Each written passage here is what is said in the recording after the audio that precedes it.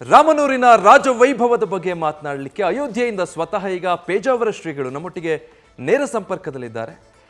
ಶ್ರೀಗಳೇ, ಟ್ರಸ್ಟ್ನ ಸದಸ್ಯರು ಆಗಿ ಹೋರಾಟದ ಭಾಗವಾಗಿ ಪ್ರತಿ ಹಂತದಲ್ಲೂ ಇದ್ದು ಇವತ್ತಿನ ಈ ಸಾರ್ಥಕ ಕ್ಷಣಕ್ಕೆ ಇಡೀ ಭಾರತ ಸಾಕ್ಷಿಯಾಗಿದೆ. ನಮ್ಮೆಲ್ಲರಿಗಿಂತಲೂ ಬಹಳ ಹತ್ತಿರದಲ್ಲಿ ನೀವಿದ್ದು ಅದೆಲ್ಲವನ್ನು ನೋಡಿದ್ದೀರಿ. ಇವತ್ತಿನ ಈ ಕ್ಷಣಗಳಿಗೆ ಸಾಕ್ಷಿಯಾಗಿದ್ದೀರಿ. ಮೊದಲಿಗೆ ಮಾತುಗಳಲ್ಲಿ ನಿಮ್ಮ ಸಂತಸವನ್ನು ವ್ಯಕ್ತಪಡಿಸೋದಾದರೆ ಏನು ಹೇಳ್ತೀರಿ?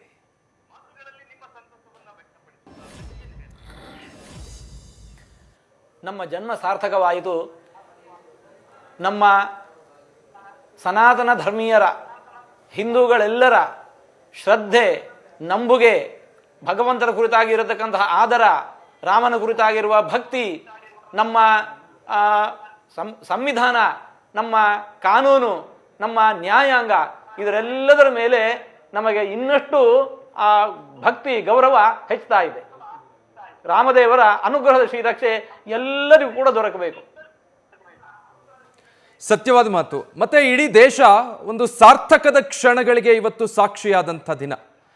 ಅಂದರೆ ಎಷ್ಟೋ ತಲೆಮಾರುಗಳು ಈ ಕ್ಷಣಗಳಿಗೆ ನಾವು ಸಾಕ್ಷಿಯಾಗಬೇಕು ಅಂದ್ಕೊಂಡು ಹೋರಾಟ ನಡೆಸಿದಂಥ ಕ್ಷಣಕ್ಕೆ ಇವತ್ತಿನ ಈ ನಾವೆಲ್ಲರೂ ಕೂಡ ಸಾಕ್ಷಿಯಾಗಿರೋದು ನಮ್ಮ ಪುಣ್ಯ, ನಾವೆಲ್ಲರೂ ಧನ್ಯೋಸ್ಮಿ ಅನ್ನೋ ಸಂತೃಪ್ತ ಭಾವದಲ್ಲಿ ಕೋಟ್ಯಾನುಕೋಟಿ ಭಾರತೀಯರು ಇವತ್ತಿದ್ದಾರೆ. ಏನಂತೀರಿ ಆ ಭಕ್ತಿ ಭಾವದ ಬಗ್ಗೆ? ಖಂಡಿತವಾಗಿ ಇವತ್ತು ಏನು ನಾವು ಯಶಸ್ಸನ್ನು ಪಡೆದಿದ್ದೇವೆ, ಕಾರ್ಯಸಾಧನೆ ಮಾಡಿಕೊಂಡಿದ್ದೇವೆ, ಇದರ ಯಶಸ್ಸು ಸಲ್ಲಬೇಕಾಗಿರುವಂತಹದ್ದು ನಮ್ಮ ಎಲ್ಲ ಪೂರ್ವಜರನ್ನೂ ಒಳಗೊಂಡಂತೆ ಎಲ್ಲರಿಗೂ ಕೂಡ. ನಮ್ಮ ರಾಮದೇವರ ಅವತಾರ ಆಗಿ ತ್ರೇತಾಯುಗದಲ್ಲಿ ಆದದ್ದು, ನಡುವೆ ದ್ವಾಪರ ಯುಗ, ಇವತ್ತು ಕಲಿಯುಗ, ಯುಗ ಯುಗಗಳೇ ಸಂದರೂ ಕೂಡ ನಮ್ಮ ಕಲಿಯುಗದಲ್ಲಿಯೂ 5 ಸಹಸ್ರ ವರ್ಷಗಳು ಸಂದರೂ ಕೂಡ ನಮ್ಮಲ್ಲಿ ಇವತ್ತಿನ ನಮ್ಮ ಜನಾಂಗದಲ್ಲಿ ಈ ರೀತಿ ರಾಮನ ಕುರಿತಾಗಿ ಭಕ್ತಿ, ಗೌರವ, ಆದರ, ಅಭಿಮಾನ ಇದೆ ಅಂತಂದರೆ ಇದು ನಮ್ಮಲ್ಲಿ ತನ್ನಿಂತಾನೇ ಇಳಿದು ಬಂದಿಲ್ಲ. ನಮ್ಮ ಹಿರಿಯರೆಲ್ಲರೂ ಕೂಡ ಅದನ್ನು ಉಳಿಸಿಕೊಂಡು ಬೆಳೆಸಿಕೊಂಡು ಬಂದು ನಮ್ಮಲ್ಲಿ ತುಂಬಿದ್ದಾರೆ. ಅದು ಹೇಗೆ?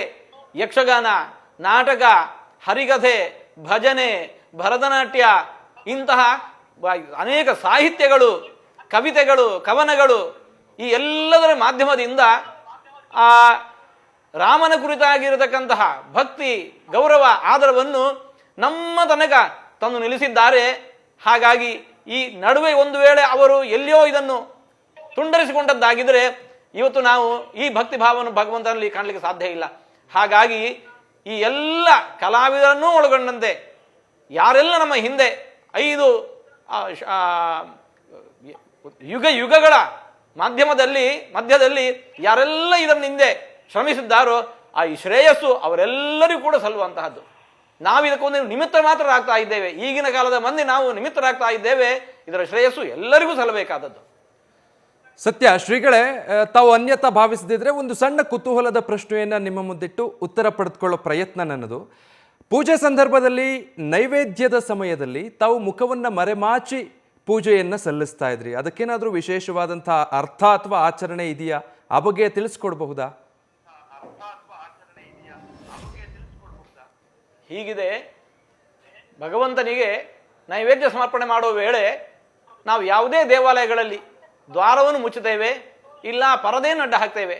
ಅಂದರೆ ಭಗವಂತ ಪ್ರಸಾದವನ್ನು ನಾವು ನೀಡಿರುವಂತಹ, ಸಲ್ಲಿಸ್ತಾ ಇರುವಂತಹ ಆ ಸುವಸ್ತುಗಳನ್ನು ಸೇವಿಸ್ತಾ ಇದ್ದಾನೆ ಅನ್ನೋ ಹೊತ್ತಿಗೆ ನಾವು ಅದನ್ನು ನೋಡಬಾರದು ಎಂಬುದು ನಮ್ಮಲ್ಲಿ ನಮ್ಮ ಸಂಸ್ಕೃತಿಯ ಪದ್ಧತಿ.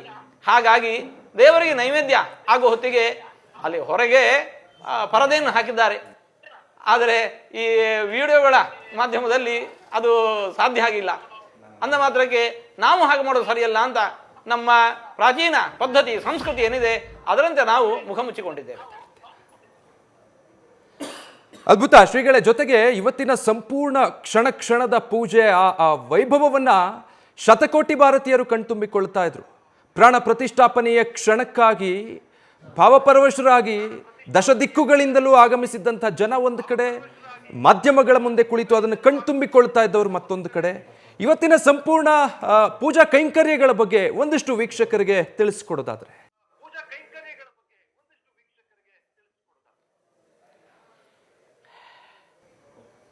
ಮೊತ್ತ ಮೊದಲಾಗಿ ಆ ಪ್ರತಿಮೆಯಲ್ಲಿ ನಾವು ಯಾವ ಮಂತ್ರಗಳ ಮೂಲಕ ಪ್ರಾಣ ಪ್ರತಿಷ್ಠೆ ಮಾಡ್ತೇವೆ, ಮೊದಲು ಆ ಭಗವಂತನ ಸನ್ನಿಧಾನವನ್ನು ಅದೇ ಮಂತ್ರಗಳ ಮೂಲಕ ನಮ್ಮೊಳಗೆ ನಾವು ತುಂಬಿಕೊಳ್ಬೇಕಾಗತ್ತೆ. ಹಾಗಾಗಿ ನಿನ್ನೆ ದಿವಸ ಏಕಾದಶಿ ವ್ರತವನ್ನು ಪೂರೈಸಿ, ನಿರ್ಜಲ ಉಪವಾಸವನ್ನು ಪೂರೈಸಿ, ಇವತ್ತು ದ್ವಾದಶಿ ದಿವಸ ನಮ್ಮ ಸಂಸ್ಥಾನದ ದೇವರಿಗೆ ಪೂಜೆಯನ್ನು ಸಲ್ಲಿಸಿ, ಆ ಬಳಿಕ ನಮ್ಮಲ್ಲಿ ನಾವು ಆ ಪ್ರತಿಮೆಯಲ್ಲಿ ಯಾವ ಯಾವ ಮಂತ್ರಗಳನ್ನು ನಾವು ನ್ಯಾಸ ಮಾಡ್ತೇವೆ, ಆ ಎಲ್ಲ ಮಂತ್ರಗಳ ಮೂಲಕ ಆ ಭಗವಂತನ ಸನ್ನಿಧಾನವನ್ನು ನಮ್ಮೊಳಗೆ ನಾವು ಮೊದಲು ತುಂಬಿಕೊಂಡು ಆಮೇಲೆ ಅಲ್ಲಿ ಹೋಗಬೇಕು. ಅದೇ ಮಂತ್ರಗಳ ಮೂಲಕ ಮತ್ತೆ ಪುನಃ ನಮ್ಮ ಹೃದ್ಗತನಾಗಿರತಕ್ಕಂತಹ ಸೂರ್ಯಾಂತರ್ಗತನಾಗಿರತಕ್ಕಂತಹ ಆ ಭಗವಂತನನ್ನು ಅಲ್ಲಿ ಆವಾಹನೆ ಮಾಡಿ, ಅಲ್ಲಿ ಮತ್ತೆ ಭಗವಂತನಿಗೆ ತತ್ವನ್ಯಾಸಾದಿಗಳನ್ನೆಲ್ಲ ಮಾಡಿ ವೇದೋಕ್ತ ಕರ್ಮದಿಂದ ಪ್ರಾಣ ಪ್ರತಿಷ್ಠೆಯನ್ನು ಗೈದು ಪೂಜೆಯನ್ನು ಮಾಡಬೇಕು. ಅಂತಹ ಕಾರ್ಯ ಇವತ್ತು ನಡೆದಿದೆ. ಆ ಬಳಿಕ ಆ ವೇದೋಕ್ತ ಮಂತ್ರಗಳೆಲ್ಲವನ್ನು ಕೂಡ ಹೇಳಿಕೊಂಡು, ಪ್ರಾಣ ಪ್ರತಿಷ್ಠೆಗೆ ಅವಶ್ಯವಿರುವ ಮಂತ್ರಗಳನ್ನೆಲ್ಲ ಹೇಳಿಕೊಂಡು ಪ್ರಾಣ ಪ್ರತಿಷ್ಠೆಯನ್ನು ಮಾಡಿದ್ದಾಗಿದೆ.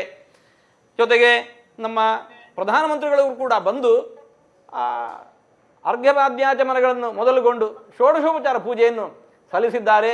ದೇವರಿಗೆ ಎಲ್ಲ ಬಗೆಯ ನೈವೇದ್ಯಗಳನ್ನು ಸಮರ್ಪಿಸಿದ್ದಾರೆ. ಅದ್ಭುತ ಶ್ರೀಗಳೇ. ಇದೇ ರೀತಿ ಎಲ್ಲ ವಿಚಾರಗಳನ್ನು ವೀಕ್ಷಕರಿಗೆ ಸರಳವಾಗಿ ತಿಳಿಸ್ಕೊಡ್ಲಿಕ್ಕೆ ಬೆಳಗ್ಗೆಯಿಂದಲೂ ಕೂಡ ನಮ್ಮ ಜೊತೆಗೆ ವಿದ್ವಾನರಾದಂತಹ ಶಿಲ್ವಪಿಳ್ಳಯ್ಯ ಅಯ್ಯಂಗಾರರು ಸ್ಟುಡಿಯೋದಲ್ಲಿದ್ದಾರೆ. ಅವರು ನಿಮ್ಮ ಜೊತೆ ಮಾತನಾಡ್ಲಿಕ್ಕೆ ಬಯಸ್ತಾ ಇದ್ದಾರೆ. ಅಯ್ಯಂಗಾರ್ರೆ, ಗುರುಗಳೇ ನಮಸ್ಕಾರ. ತಮ್ಮ ಪಾದಗಳಿಗೆ ನನ್ನ ಸಾಷ್ಟಾಂಗ ನಮಸ್ಕಾರಗಳು. ಶ್ರೀಕೃಷ್ಣಾಯ ನಮಃ, ಶ್ರೀರಾಮಚಂದ್ರಾಯ ನಮಃ. ಇವತ್ತು ನಮಗೆ ಒಂದು ಸುದೈವದ ಸಂಗತಿ. ತಾವೇ ಜೊತೆಯಲ್ಲಿದ್ದು ಕೂರ್ಚವನ್ನು ಹಿಡಿದು ಪ್ರಾಣಪ್ರತಿಷ್ಠಾ ನ್ಯಾಸಗಳನ್ನೆಲ್ಲ ಮಾಡ್ತಾ ಪ್ರಾಣಪ್ರತಿಷ್ಠೆಯನ್ನು ತಾವೇ ಮಾಡಿದ್ದು ನಮಗೆ ಅತ್ಯಂತ ಸಂತೋಷವನ್ನು ಕೊಡ್ತು. ಇದು ನಮ್ಮ ಕರುನಾಡಿಗೆ ಭಾಗ್ಯ ಅಂತ ಅನ್ನಿಸ್ತು ನಮಗೆ. ಎಲ್ಲ 140 ಕೋಟಿ ಭಾರತೀಯರ ಪರವಾಗಿ ತಾವು ಅಲ್ಲಿ ಕೂರ್ಚವನ್ನು ಹಿಡಿದು ಷಡಂಗ ನ್ಯಾಸಪೂರ್ವಕವಾಗಿ ಮತ್ತು ಮಂತ್ರನ್ಯಾಸಪೂರ್ವಕವಾಗಿ ಪ್ರಾಣ ಪ್ರತಿಷ್ಠೆಯನ್ನು ತಾವೇ ಮಾಡಿದ್ರಿ.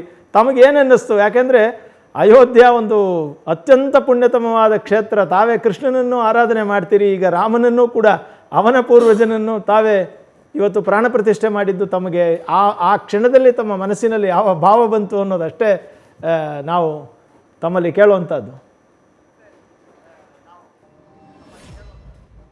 ಪುರಂದರದಾಸರು ಒಂದು ಹಾಡನ್ನು ಹಾಡಿದ್ದಾರೆ. ರಾಮ ಕೃಷ್ಣರು ಮನೆಗೆ ಬಂದರು ಬಾಗಿಲ ತೆರೆಯಿರೋ, ಕಾಮಧೇನು ಬಂದಂತಾಯಿತು ವರವ ಬೇಡಿರೋ ಅಂತ ಹೇಳಿಕೊಂಡು. ಹಾಗೆ ಆ ಭಗವಂತನ ರಾಮರೂಪ ಕೃಷ್ಣರೂಪ ಎರಡು ರೂಪಗಳನ್ನು ಆರಾಧಿಸುವ ಭಾಗ್ಯ ಒದಗಿದ್ದಕ್ಕಾಗಿ ನಾವು ರಾಮಕೃಷ್ಣರಿಗೆ, ನಮಗೆ ಈ ಸನ್ಯಾಸ ದೀಕ್ಷೆಯನ್ನಿತ್ತು ನಮ್ಮನ್ನು ಅನುಗ್ರಹಿಸಿರತಕ್ಕಂತಹ, ಇವತ್ತು ಈ ಟ್ರಸ್ಟಲ್ಲಿ ಒಬ್ಬ ಸದಸ್ಯರಾಗಿ ರಾಮದೇವರ ಸೇವೆ ಮಾಡುವ ಭಾಗ್ಯವನ್ನು ಒದಗಿಸಿಕೊಟ್ಟದ್ದು ನಮ್ಮ ಗುರುಗಳು. ಅವರು ಮಾಡಿರತಕ್ಕಂತಹ ಅಖಂಡವಾಗಿರತಕ್ಕಂತಹ ಆ ಹೋರಾಟದ ಹಿನ್ನೆಲೆಯಲ್ಲಿ ಇವತ್ತು ನಮಗೆ ಈ ಭಾಗ್ಯ ದೊರಕಿದೆ. ಆ ಗುರುಗಳ ಮುಖೇನ ಈ ಎಲ್ಲ ಈ ಫಲವನ್ನು ನಾವು ರಾಮದೇವರಿಗೆ ಕೃಷ್ಣದೇವರಿಗೆ ಸಮರ್ಪಿಸ್ತಾ ಇದ್ದೇವೆ. ಗುರುಗಳೇ, ಇವತ್ತು ಎಲ್ಲರೂ ಕೇಳ್ತಾ ಇದ್ದಿದ್ದೊಂದು ಪ್ರಶ್ನೆ ಇತ್ತು, ಎಲ್ಲರಿಗೂ ಒಂದು ಆಶ್ಚರ್ಯ ಕಾದಿತ್ತು. ಏನಪ್ಪ ಅಂತ ಹೇಳಿದ್ರೆ, ಸನ್ಮಾನ್ಯ ಪ್ರಧಾನಮಂತ್ರಿಗಳಾದಂತಹ ನರೇಂದ್ರ ಮೋದಿಯವರು ಷೋಡಶೋಪಚಾರ ಪೂಜೆಯನ್ನು ಸಲ್ಲಿಸುವಾಗ ಆ ಪ್ರಧಾನಮಂತ್ರಿಗಳು ನೈವೇದ್ಯವನ್ನು ಸಲ್ಲಿಸುವ ಪ್ರಾರ್ಥನೆಯನ್ನು ಮಾಡಿದ ತಕ್ಷಣ ತಾವು ತಮ್ಮ ಶಾಟಿಯಲ್ಲೇ ತಮ್ಮ ಕಣ್ಣುಗಳನ್ನು ಮರೆ ಮಾಡಿಕೊಂಡು ಆ ಭೋಗಕ್ಕೆ ಭಗವಂತನ ನೈವೇದ್ಯಕ್ಕೆ ಅನುವು ಮಾಡಿಕೊಟ್ರಿ. ಎಲ್ಲರೂ ಕೂಡ ಸ್ವಾಮಿಗಳು ಯಾಕೆ ಒಂದು ಕ್ಷಣ ಹಾಗೆ ಶಾಟಿಯಲ್ಲಿ ಮರೆ ಮಾಡಿಕೊಂಡ್ರು ಅಂತ ಕೇಳ್ತಾ ಇದ್ರು. ಆಗ ನಾನು ಹೇಳ್ತಾ ಇದ್ದೆ, ಇಲ್ಲ, ಅದು ದಕ್ಷಿಣ ಭಾರತದ ಒಂದು ಸಂಪ್ರದಾಯವನ್ನು ಸ್ವಾಮಿಗಳು ಎಲ್ಲಿದ್ದರೂ ಪಾಲಿಸ್ತಾರೆ, ಯಾವುದೇ ಸ್ಥಿತಿಯಲ್ಲಿದ್ದರೂ ಪಾಲಿಸ್ತಾರೆ, ಅದನ್ನು ಬಿಡಲಿಲ್ಲ ಅವರು ಅನ್ನೋದು ನಮಗೆಲ್ಲ ಒಂದು ಮಹಾಭಾಗ್ಯವಾಗಿ ಕಾಣಿಸ್ತು. ತಮ್ಮ ಅಭಿಪ್ರಾಯ ಏನು ಗುರುಗಳೇ ಅದಕ್ಕೆ?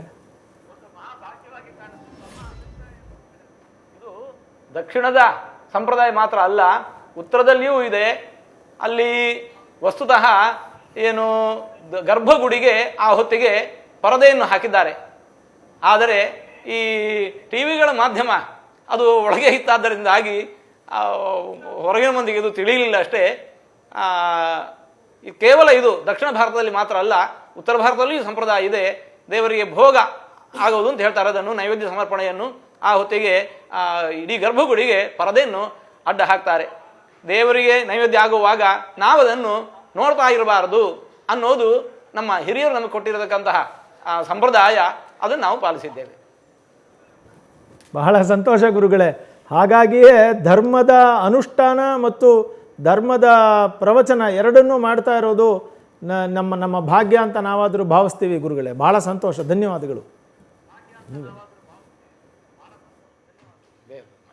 ಶ್ರೀಗಳೇ, ಅಂತಿಮವಾಗಿ ಹೇಳೋದಾದರೆ ಈಗ ಇಡೀ ದೇಶಕ್ಕೆ ಒಂದು ಸಂತೃಪ್ತ ಭಾವದ ಜೊತೆಗೆ ಒಂದು ಸಂದೇಶ ಕೂಡ. ಪ್ರಧಾನಿ ನರೇಂದ್ರ ಮೋದಿಯವರು ಅಯೋಧ್ಯೆಯ ನೆಲದಲ್ಲಿ ನಿಂತು ಇವತ್ತು ಅದನ್ನೇ ಮಾತನಾಡಿದರು. ಇಡೀ ದೇಶ ಇವತ್ತಿನ ದಿನದಿಂದ ಏನನ್ನು ಅರ್ಥ ಮಾಡಿಕೊಳ್ಳಬೇಕು, ಯಾವ ಸಂದೇಶ ಪಡೆದುಕೊಳ್ಳಬೇಕು ಅಂತ.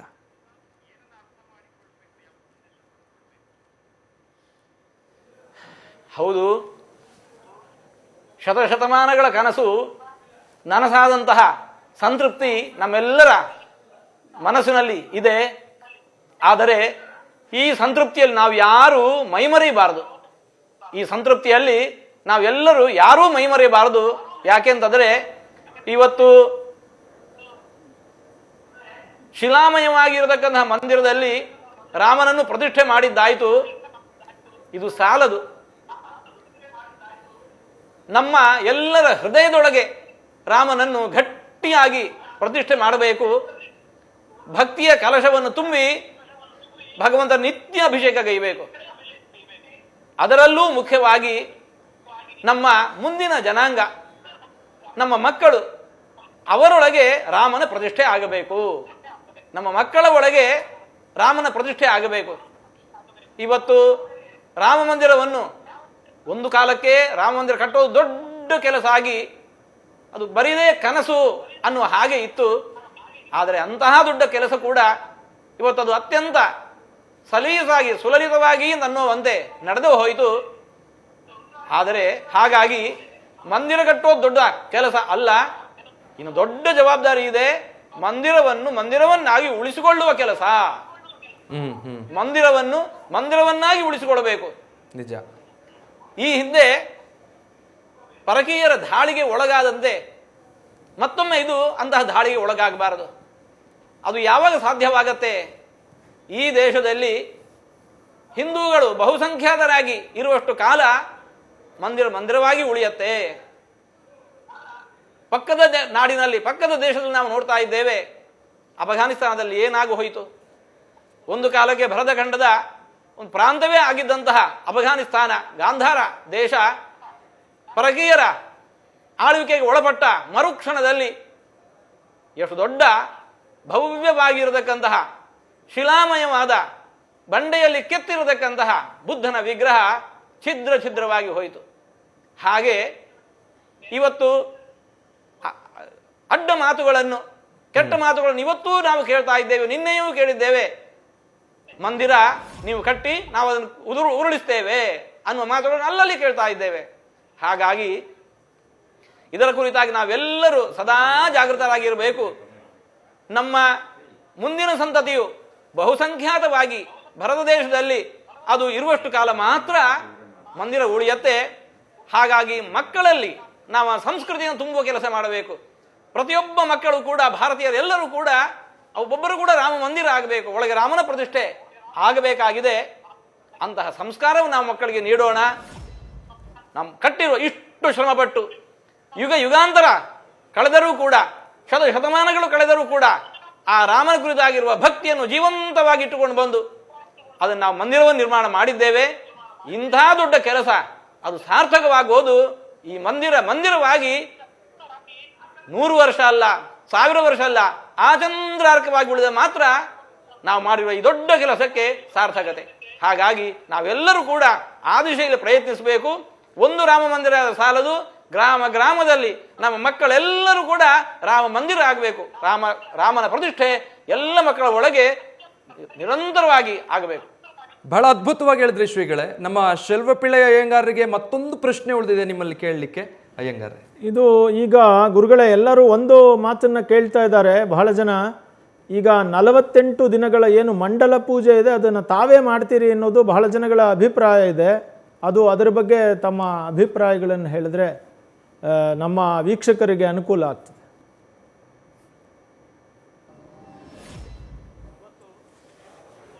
ನೂತನ ಪ್ರತಿಮೆಯಲ್ಲಿ ಪ್ರಾಣ ಪ್ರತಿಷ್ಠಾ ಕಾರ್ಯ ನಡೆದಿದೆ.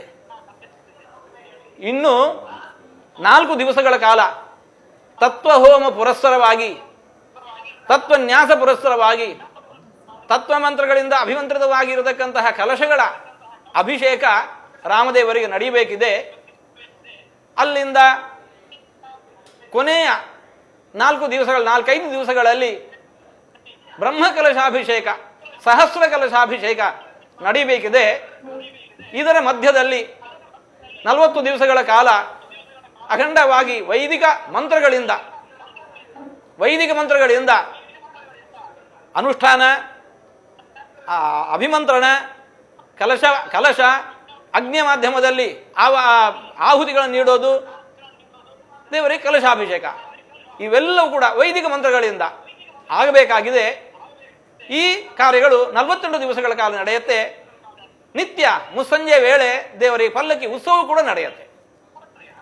ಆಗಬಹುದು. ಧನ್ಯವಾದ. ವೇದ ಪಾರಾಯಣ, ಪುರಾಣಗಳ ಪಾರಾಯಣ ಇವೆಲ್ಲವೂ ಕೂಡ ಅಖಂಡವಾಗಿ ನಡೆಯಬೇಕು. ಆ ನೂತನ ಬಿಂಬದಲ್ಲಿ ಸಾನ್ನಿಧ್ಯ ಅಭಿವೃದ್ಧವಾಗಬೇಕು. ಅದಕ್ಕೋಸ್ಕರ ವೈದಿಕ ಮಂತ್ರಗಳು ಏನೆಲ್ಲ ಇದ್ದಾವೆ, ತಂತ್ರಸಾರಗಳಲ್ಲಿ, ಪಂಚರಾತ್ರದಲ್ಲಿ, ಆಗಮಗಳಲ್ಲಿ ಏನು ವಿಧಾನಗಳನ್ನು ವಿಧಿಸಿದ್ದಾರೆ ಅವೆಲ್ಲವೂ ಕೂಡ ನಿರಂತರವಾಗಿ ಮಾಡಬೇಕು. ಆ ನೂತನ ಬಿಂಬದಲ್ಲಿ ಸಾನ್ನಿಧ್ಯ ಅಭಿವೃದ್ಧಿ ಆಗಬೇಕು. ನಾನಾ ಮೂಲೆಯಿಂದ ಬರುವ ಎಲ್ಲ ಭಕ್ತರಿಗೂ ರಾಮಚಂದ್ರನ ಪರಿಪೂರ್ಣ ಅನುಗ್ರಹ ದೊರಕಬೇಕು. ನಾವು ರಾಮನನ್ನು ಪ್ರಾರ್ಥಿಸೋದು ಆಪದಾಂ ಅಪಹರ್ತಾರಂ ದಾತಾರಂ ಸರ್ವಸಂಪದಾಂ ಲೋಕಾಭಿರಾಮಂ ಶ್ರೀರಾಮಂ ಭೂಯೋ ಭೂಯೋ ನಮಾಮ್ಯಹಂ ಅಂತ ಹೇಳಿಕೊಂಡು, ಇಡೀ ಜಗತ್ತಿಗೆ ಬಂದಿರುವಂತಹ ಎಲ್ಲ ಆಪತ್ತುಗಳನ್ನು ಕೂಡ ರಾಮದೇವರು ದೂರ ಮಾಡಬೇಕು.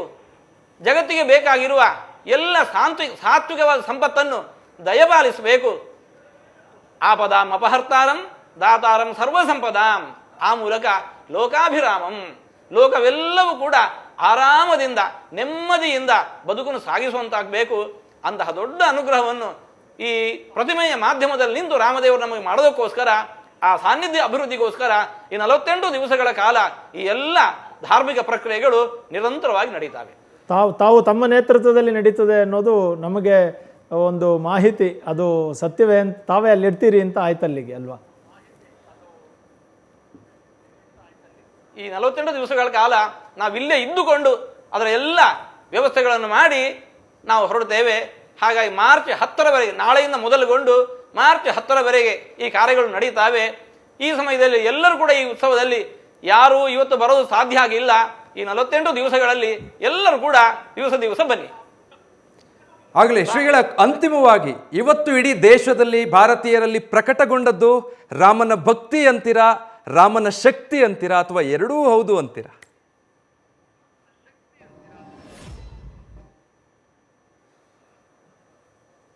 ಹನುಮನ ಭಕ್ತಿ, ರಾಮನ ಶಕ್ತಿ, ಇದು ಎರಡೂ ಕೂಡ ಇವತ್ತು ಪ್ರಕಟವಾಗಿದೆ. ರಾಮನ ಅನುಗ್ರಹ ಶ್ರೀರಕ್ಷೆಯು ಕೂಡ ಇದೇ ರೀತಿ ನಿರಂತರವಾಗಿ ಎಲ್ಲರ ಮೇಲೆ ಇರಲಿ ಅಂತ ನಾವು ದೇವರಲ್ಲಿ ಪ್ರಾರ್ಥಿಸ್ತೇವೆ. ಧನ್ಯವಾದ ಶ್ರೀಗಳೇ, ನ್ಯೂಸ್ ಫಸ್ಟ್ ಜೊತೆ ಮಾತನಾಡಿದ್ದಕ್ಕಾಗಿ. ಸರ್ವರ ಮನಮುಟ್ಟೋ ಹಾಗೆ ಬಹಳ ಅರ್ಥಪೂರ್ಣವಾಗಿ ಇವತ್ತಿನ ಪೂಜಾ ಕೈಂಕರ್ಯಗಳು ಏನೆಲ್ಲ ನೆರವೇರಿತು, ಜೊತೆಗೆ ಇನ್ನು ಮುಂದಿನ ದಿನಗಳಲ್ಲಿ ಯಾವ ರೀತಿಯಾದಂಥ ಪೂಜೆಗಳು ಅಯೋಧ್ಯೆಯಲ್ಲಿ ನೆರವೇರುತ್ತೆ ಅನ್ನೋದಕ್ಕೆ ಸಂಬಂಧಪಟ್ಟ ಹಾಗೆ ಬಹಳ ಸವಿಸ್ತಾರವಾಗಿ ನ್ಯೂಸ್ ಫಸ್ಟ್ ಜೊತೆ ಮಾತಾಡೋ ಸಂದರ್ಭದಲ್ಲಿ ಪೇಜಾವರ ಶ್ರೀಗಳು ತಿಳಿಸ್ತಾ ಇದ್ರು. ತಮಗಿದ್ದಂಥ ಒಂದಷ್ಟು ಅನುಮಾನಗಳು, ಪ್ರಶ್ನೆಗಳನ್ನು ಕೂಡ ತಾವು ಕೇಳಿ ತಿಳ್ಕೊಳ್ತಾ ಇದ್ರಿ. ಏನು ಅನ್ನಿಸ್ತು ವಿದ್ವಾನ್ರೆ? ಇಲ್ಲ, ತುಂಬ ಚೆನ್ನಾಗಿ ಅವರು ಸ್ವಾಮೀಜಿಗಳು ಹೇಳ್ತಾ ಇದ್ರು. ನಾವೀಗಾಗಲೇ ಏನು ಜನಗಳಿಗೆ ಮಾಹಿತಿಯನ್ನು ಕೊಡ್ತಾ ಇದ್ವಿ, ಇಲ್ಲಿ ಕುಳಿತುಕೊಂಡು ಡಿಬೇಟಲ್ಲಿ ಇದ್ವಿ. ಆವಾಗ ಸ್ವಾಮಿಗಳು ಬಂದು ಆ ಕ್ಷಣದಲ್ಲಿ ನರೇಂದ್ರ ಮೋದಿ ಅವರು ಏನು ನೈವೇದ್ಯವನ್ನು ಸಮರ್ಪಿಸಿದ ತಕ್ಷಣ ಅವರು ಒಂದು ರೀತಿಯಾಗಿ ಬಟ್ಟೆಯನ್ನು ಹಾಕ್ಕೊಂಡ್ರು. ಕೆಲವರಿಗೆ ಅದೇನು ಅಂತಂದರೆ ಏನಕ್ಕೆ ಹಾಗೆ ಸ್ವಾಮಿಗಳು ತಮ್ಮ ಶಾಟಿಯನ್ನು ಮುಖದಲ್ಲಿ ಮುಚ್ಕೊಂಡ್ರು ಅನ್ನೋದು ಯಾರಿಗೂ ಕೂಡ ಗೊತ್ತಾಗಲಿಲ್ಲ ಅಂತ ಕೆಲವರೆಲ್ಲ ನನಗೆ ಮೆಸೇಜ್ಗಳನ್ನು ಹಾಕಿದ್ರು. ಆವಾಗ ನಾನು ಅಂದ್ಕೊಂಡೆ ಇದು ಸ್ವಾಮಿಗಳು ಸರಿಯಾಗಿ ಮಾಡಿದ್ರೆ, ಯಾಕೆಂದರೆ ದಕ್ಷಿಣ ಭಾರತದ ಕ್ರಮದಂತೆ ಅವರು ಸ್ವಾಮಿಗಳದನ್ನು ತುಂಬ ಹೇಳಿದ್ರು. ಉತ್ತರ ಭಾರತದಲ್ಲಿಯೂ ಇದೆ, ಅದರ ಒಳಗಡೆ ಕ್ಯಾಮ್ರಾ ಇದ್ದಿದ್ದರಿಂದ ಅದನ್ನು ಮಾಡೋದಕ್ಕಾಗಲಿಲ್ಲ ಅಂತ. ಸೊ ಹಾಗಾಗಿ ಅವರು ತಮ್ಮ ಅನುಷ್ಠಾನವನ್ನು ಯಾವತ್ತೂ ತಪ್ಪೋದಿಲ್ಲ. ನಮ್ಮ ಈ ದಕ್ಷಿಣ ಭಾರತದ ಪರಂಪರೆಯ ಸನ್ಯಾಸಿಗಳು ತುಂಬ ಕಟ್ಟುನಿಟ್ಟಾಗಿ ನಡ್ಕೊಳ್ತಾರೆ ಅನ್ನೋದಕ್ಕೆ ಇದು ಒಂದು ಮೇಲ್ಪಂಕ್ತಿಯಾಗಿ ನಮಗೆ ಕಾಣಿಸ್ತು. ಮತ್ತು ಅವರೆಲ್ಲಿದ್ದರೂ ಕೂಡ ಧರ್ಮಾನುಷ್ಠಾನಗಳನ್ನು ಮಾಡ್ತಾರೆ ಅನ್ನೋದು ಇದರಿಂದ ನಮಗೆ ಒಂದು ವಿಸರ್ಜಿತವಾಯಿತು ಎಲ್ಲರಿಗೂ. ತುಂಬ ಚೆಂದಾದವ್ರು ಹೇಳಿದರು. ಮತ್ತು 48 ದಿನಗಳ ಕಾಲ ಮಂಡಲ ಪೂಜೆಯನ್ನು ಯಾರು ಮಾಡ್ತಾರೆ ಅನ್ನೋದು ಒಂದು ಇದಿತ್ತು. ಅದು ನಮಗೆ ತಿಳಿದ ಮಾಹಿತಿ ಪ್ರಕಾರ ಪೇಜಾವರ ಸ್ವಾಮಿಗಳೇ 48 ದಿನಗಳು ಅಲ್ಲೇ ಇದ್ದು ಅದರ ಪೂರ್ಣವಾದಂತಹ ಮಂಡಲಾಭಿಷೇಕ ಅಂತ ಕರಿತೀವಿ. ಅಂದರೆ 48 ದಿನಗಳ ಕಾಲ ಒಂದು ಮಂಡಲ. ಅವರು ಅದನ್ನೇ ಹೇಳಿದರು, ತತ್ವಾದಿ ನ್ಯಾಸ ಮಂತ್ರಗಳ ಪೂತವಾಗಿ ನಿತ್ಯವೂ ಹೋಮ ಅಭಿಷೇಕಗಳು ನಡೆಯುತ್ತೆ. 48 ದಿನದ ತನಕ ತಾವು ಅಲ್ಲೇ ಅನುಷ್ಠಾನ ಮಾಡ್ತಾ ಇರೋದಾಗಿ ಮಾರ್ಚ್ 10ನೇ ತಾರೀಕು ತನಕ ಅದನ್ನು ಹೇಳಿದರು. ಎಲ್ಲ ಜನಗಳಿಗೆ ಸ್ವಲ್ಪ ನಮಗೂ ಕೂಡ ವಿಶೇಷವಾಗಿ ಒಂದು ವಿಷಯದ ಮಾಹಿತಿ ಪೂರ್ತಿ ತಲುಪ್ತು ಅಂತ ಅನ್ನಿಸ್ತು. ಖಂಡಿತ ಅಷ್ಟೇ ಸರಳೀಕೃತವಾಗಿ ಬೆಳಗ್ಗೆಯಿಂದ ನೀವು ಕೂಡ ನಮ್ಮ ವೀಕ್ಷಕರಿಗೆ ಎಲ್ಲವನ್ನೂ ಅರ್ಥೈಸುವ ಪ್ರಯತ್ನ ಮಾಡಿದ್ದೀರಿ. ಅದಕ್ಕಾಗಿ ನಿಮಗೂ ಕೂಡ ಧನ್ಯವಾದ ಶಿಲ್ಪಪೇಳಿಗೆ. ಥ್ಯಾಂಕ್ ಯು, ನಮಸ್ಕಾರಗಳು. ನ್ಯೂಸ್ ಫಸ್ಟ್ ನಿರ್ಭೀತಿಯಿಂದ ನಿಮ್ಮ ಪರವಾಗಿ.